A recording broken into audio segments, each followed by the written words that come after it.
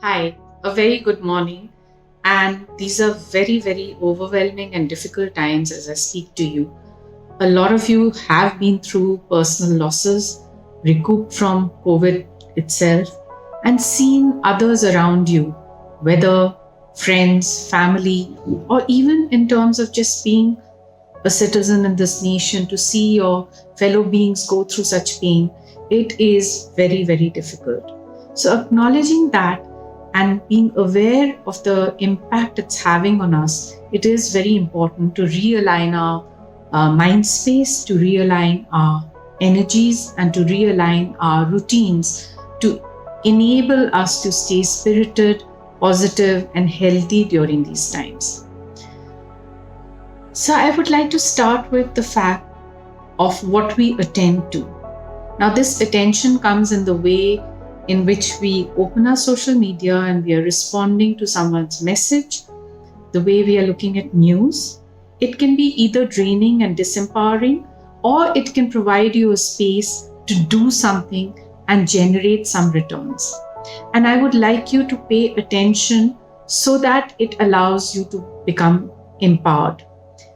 What I mean to say is, when you're looking at news, one is the statistics, the expanse of what is happening, and then becoming very particular as to how you can make a difference within your own lives. So, for instance, the COVID protocols have changed. Can you spread awareness to people around you, maybe the helpers in your community, maybe people who are not sensitive around this, to understand that the protocols have changed, the symptoms of what is COVID has changed. So that is making a positive impact out of the news that you've been exposed to.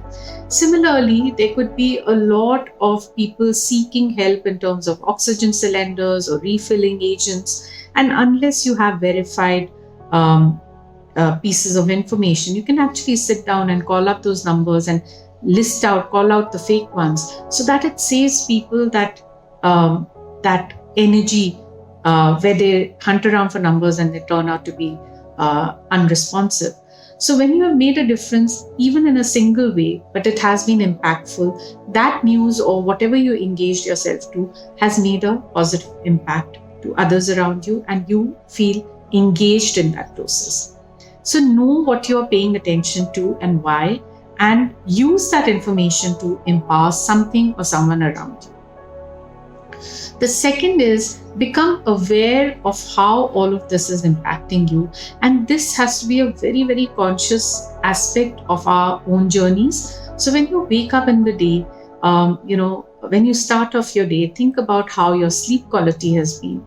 Think about the thoughts that you spend your entire day around. So there would be anxiety, there would be anger, there would be guilt, there would be apprehension, there would be immense sadness at things around. But then check as to what other emotions are also flowing. Check what you can do about that sadness, what you can do about that anger. Again, engaging in some action will allow you to change that negative emotion to a positive. If you're feeling really low, what will help you feel better today? If you're feeling fatigued, what will help you feel more rejuvenated and nourished, and doing something about it? So the awareness of the emotion and then knowing what to do around it will again give you a sense of empowerment. The beliefs or the thoughts or the internal chatter that we have really play out in the way we behave, in the way we come across, in the energies that we carry. So it's very important to look at beliefs and thoughts and change them in ways in which we can also see the good that is happening.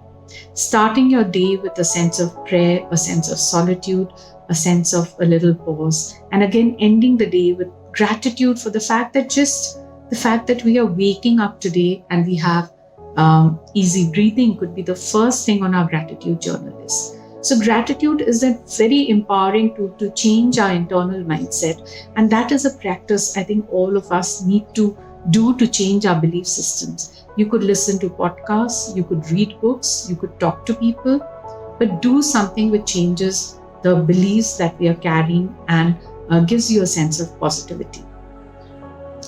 The second part of the B is behavior. Do set up a well-being routine, which includes breathing techniques, which includes things like exercise and good nourishment, become really aware of the behavior patterns that you have and how they help you to be healthier, happier, and nourished. And are there behavior patterns that are allowing you to slip into a sense of despair, helplessness, and feeling overwhelmed or anxious? So it's very important to change those behavior patterns. It may mean connecting with a friend, watching a certain episode, doing something fun every day, even though it seems like a challenge. I know it's difficult to have joy and happiness. Those are not the go-to emotions naturally in this part of the time. But it's important to create those joyful moments. It's important to catch those bits of sunshine and expand them in our consciousness, right? So your behaviors should be things that allow you to move a little bit towards those sense of joys. Yeah. The third is creation. Creation and connection would be the other 2 points. So creating a routine which you stick to, so you're waking up and not just flowing through the day as your emotions take you or what thoughts or what agenda comes in, but you are setting the agenda. Having a 3-pointer to-do list for the pre-lunch period, finishing that, and then moving on to something else you want to add on. But having small goals that you achieve will give you a sense of accomplishment each day. A lot of you are struggling with lots that needs to be done, anxiety around it, and yet not knowing how to start. So it's important to do the little things in life which will make the bigger difference. And a 3-pointer to-do list is a huge start that you can all work with, right? The other is creating a joyful routine pattern that you have within your daily practice. So it could be maybe reading a book, it could be joining a friend on a Zoom call, it could be doing a dance lesson, something that gives you personal joy. Engaging in that is extremely important. It's not selfish.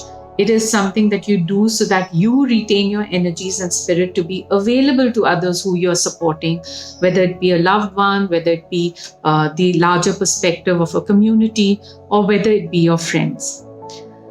Creating, beautiful meals which are healthy. So the creation also gives you joy. A lot of you practice mandala art. A lot of you did things the last time around when lockdown came, and pick up those practices and do those creation, because creating is also allowing you to have a flow, which again allows you mindfulness for the present moment and takes you away from emotions in the past or emotions about the future, which can cause a lot of sadness or anxious moments, right? So creation is another very, very powerful tool. Connection being the others. Now you will connect, of course, these are spaces as some of us have conversations with each other, with your friends, with your family, reaching out to people who could be in need of support but are not asking for it. You have a huge cohort. You can even do these mindful practices or journaling or things like that. Coming together and sharing your results, sharing how it's empowering you is a huge spirit and energy that you can actually use within this cohort that you have. And I hope these are some of the little things that we do which will make us resilient as we go through these phases and come out stronger, where we can be support pillars for others. It's very important right now to have empathy, kindness, and the beingness to be around for others who may be in a more difficult space than us. It's very important thus to stay nourished and energized and spirited. Lots of love and healing light to all of you.